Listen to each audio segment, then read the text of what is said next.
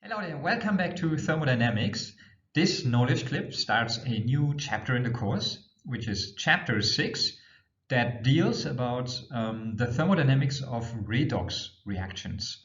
And in this knowledge clip, we are going to talk about oxidation reduction reactions in biology. So to give you again an overview, we started with the thermodynamics of heat transfer, talked about the heat capacities and the Boltzmann distribution, the counting statistics and multiplicity leading to the concept of entropy. We introduced the free energy and how, for instance, it gives the maximum amount of non-volume work. Then we spoke about the chemical potential, equilibrium constants, and also acid-base equilibria and osmotic pressure. And this chapter 6 now starts with oxidation reduction reactions in biology. In biological cells, energy of electrons is often stored in the so-called nicotinamide adenine dinucleotide, NADH abbreviated. Here's a simplified chemical structure of NAD+, which is the oxidized form of NADH. So there's an adenine group, which is coupled to a sugar, and at the end of that sugar is the nicotinamide ring, which, as I mentioned, is oxidized in this state because it has this positively charged aromatic nitrogen. When now a proton together with two electrons are made available in the proximity here, then this oxidized form of NAD+ can become NADH in an equilibrium reaction. So this combination of a proton and two electrons is often a so-called hydride anion, so a negatively charged hydrogen ion. So the NAD+ and NADH molecules, they are often embedded inside of larger protein complexes, which are here depicted in 3 dimensions. When you depict that protein complex in this formalism that shows these alpha helices and beta sheets, then the molecules become more visible, the NADH, and those in protein embedded NADH molecules can actually be used to oxidize other chemicals in the cell or to reduce them to uptake or release electrons. So I'll show this on the example of alcohol oxidation. So inside, when we zoom in here, then you will see here the nicotinamide ring, which is this part of the NAD+. And now here comes a benzyl alcohol that has a hydroxyl group that can be oxidized. So the benzyl alcohol molecule comes here and then interacts with the nicotinamide group, and the electron that was stored in this bond between the carbon and this hydrogen is then given via this curly arrow to the nicotinamide to make it become neutral and to reduce it. So this is now the reduced version of NAD+, which is NADH. So you see, there are different ways of how this NAD+ can become reduced, either via hydride an ion or via benzyl alcohol oxidation, for instance. Another source for the reduction of NAD+ is the oxidation of glucose, which is shown here. So glucose reacts with 6 oxygen molecules to form carbon dioxide and water.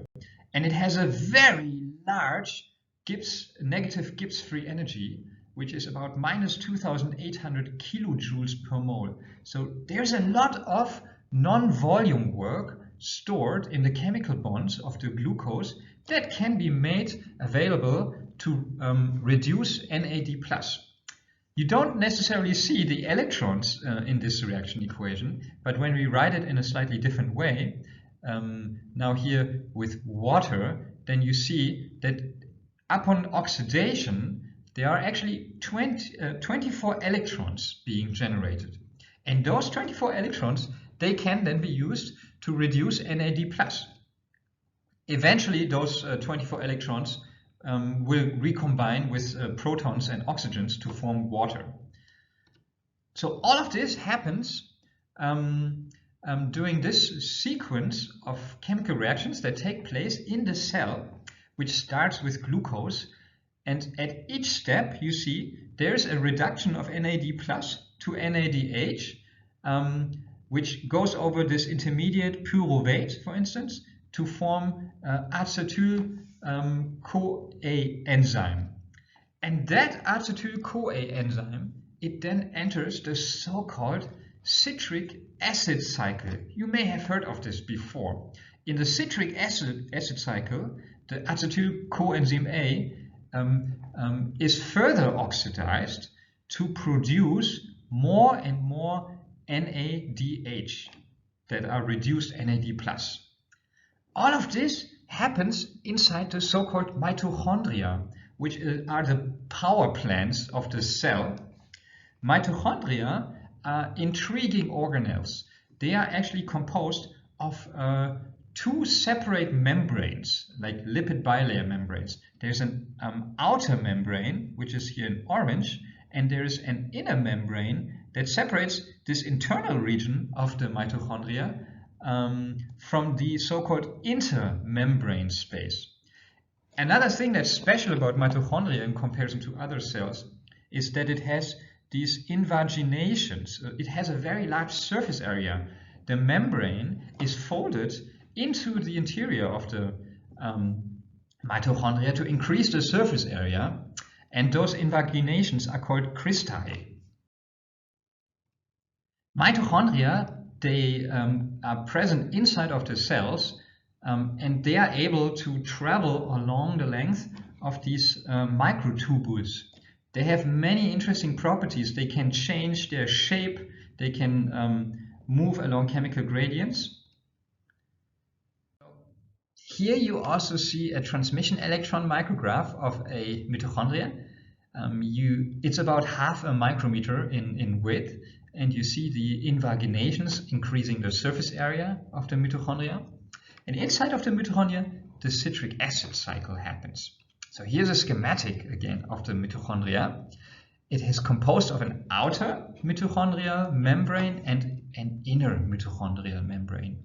In between these two membranes is the so-called intermembrane space. Pyruvate is an intermediate oxidation product of glucose, and it can enter into the mitochondria and then upon further oxidation produce this acetyl coenzyme A, which enters into the citric acid cycle as depicted here. The citric acid cycle produces a couple of NADH and also carbon dioxide.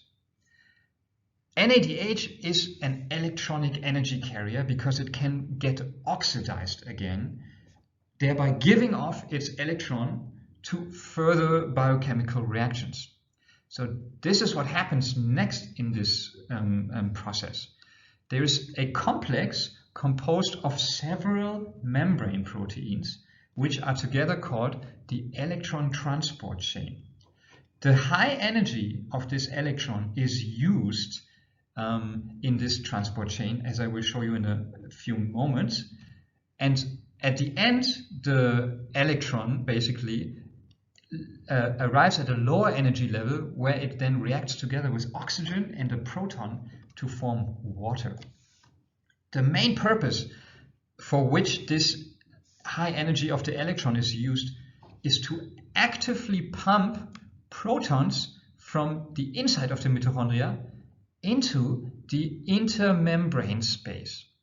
It pumps the protons against the concentration gradient, which costs energy, and that energy now comes from the oxidation of NADH. Those protons go there for a reason. You already know the reason. What they do is they are providing the non-volume work that rotates the shaft of the ATP synthase membrane protein, during which the proton goes back into the inside of the mitochondria. The ATP synthase converts an inorganic phosphate and ADP to ATP. This ATP is then made available to other biochemical reactions that happen outside of the mitochondria. Here I give you a zoomed-in perspective of this electron transport chain. Here's also a very nice computer animation that shows that. On the internal matrix of the mitochondria, there's a low concentration of protons, as depicted here as well. The energy from the oxidation of NADH in the form of these high energy electrons is what allows these membrane proteins to actively pump the protons from a region of very low concentration to a region of very high concentration. So the Gibbs free energy change of that process basically is what provides the non-volume work for this transport of protons against the concentration gradient. As you've already seen, the protons there, they have a purpose. Those protons now, they are propelling the rotation of the ATP synthase membrane proteins, which is very nicely depicted here. You see again higher concentration of protons here as well as here, and now the protons go into these rotating parts, rotate the shaft, and that rotation is then used to introduce conformational changes of the proteins up here. And those conformational changes, they convert an inorganic phosphate and an ADP into an ATP, as is very nicely depicted also in this computer animation here. In summary, as we have seen, the electronic energy stored in glucose is used in the cell in an ingenious way to reduce NAD+ molecules via the citric acid cycle to form NADH molecules. Those NADH molecules are then used to drive a proton transport across the membrane so that those protons in the next step can propel the ADP synthesis in another membrane protein. All of this is only possible because of electron transport. That's why this electron transport is so important, among other reasons, in biology. That's why next time we're going to talk about the thermodynamics of so-called redox reactions. Thanks for listening.